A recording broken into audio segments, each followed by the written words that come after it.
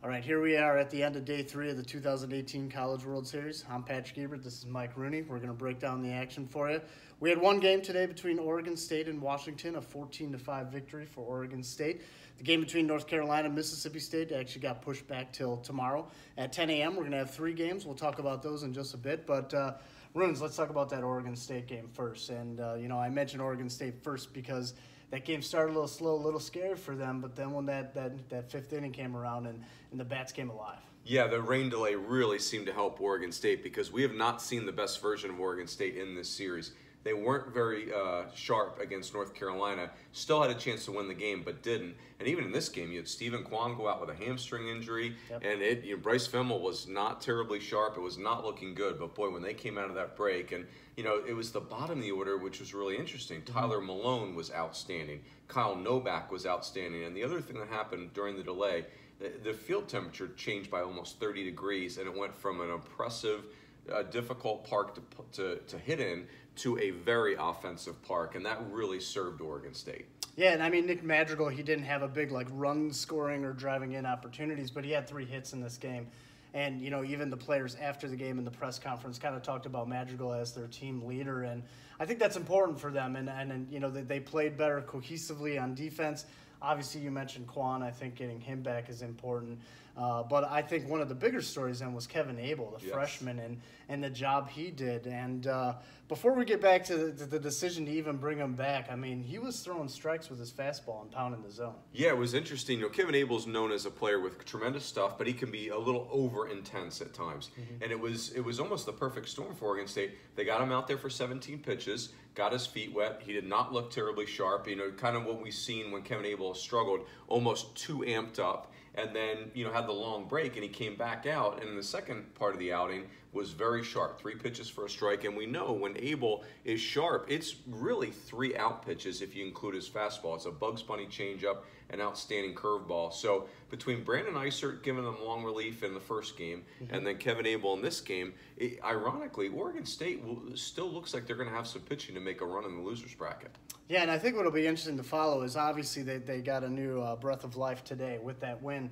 But we'll see. It's 2015 Virginia in the rain, 2016 Coastal Carolina in the rain. It wasn't here in Omaha, but it was in the postseason. And now we have this lengthy rain and lightning delay for Oregon State, and we'll see how far they can go. So next game, tomorrow morning, 10 o'clock, part of the first game of a triple header. We have North Carolina, Mississippi State. Both those teams wanted to play tonight, and just how do they keep it going into tomorrow? Yeah, North Carolina is a team that has not lost yet in the postseason, and look, they've been very good. The at bats that they're grinding out have been tremendous.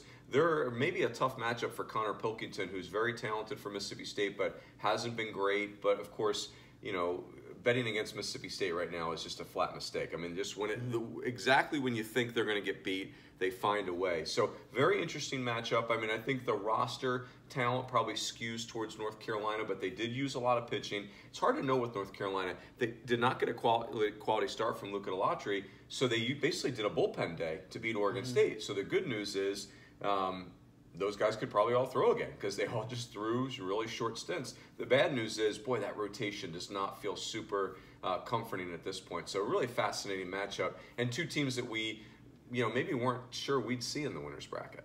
Yeah, I think that's a good point. I'll be interested to see if Austin Bergner is the guy that goes, because he kind of ran hot and cold as the season went on, and I remember against NC State this year, he had a real dominant performance. So if you can get that Austin Bergner here in Omaha, that's a big deal for them. So second game of the day, we're going to see an elimination contest between Texas and Florida. Can Florida, our pick was Oregon State, Florida in the finals. So Oregon State, at least for 2 more days, we're not wrong.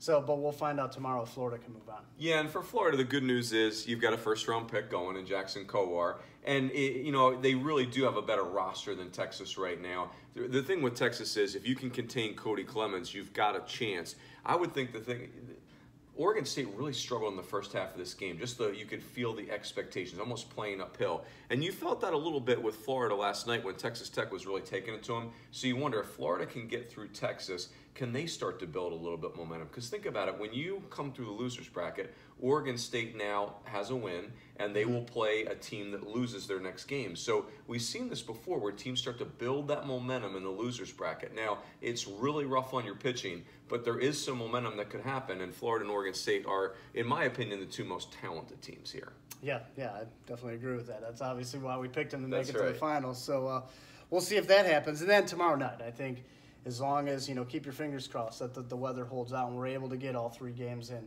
Texas Tech, Arkansas, I think that's one of those games that, if we knew going in that could happen, that we'd all be pretty excited about, just given the offensive firepower. No question, and especially if we get today's conditions where the weather hurt us with the delay, but it did cool the rule of thumb in Omaha is warmer the temperatures, the more those southern winds are going to blow in and blow right into the hitters. Temperatures cool down, and it really becomes an offensive park. That would be really neat for the Texas Tech Arkansas game, because that may be maybe the two most explosive offenses in the College World Series. So, if I'm being honest, I'm keeping my fingers crossed for cooler temperatures and that offensive environment. Yeah, and we saw, immediately coming back from the delay, the flag was, straight down. For sure. There was nothing pushing balls back into the field. So from Mike Rooney and Patrick Ebert, that's a Day 3 wrap here from Omaha, and we'll talk to you more tomorrow.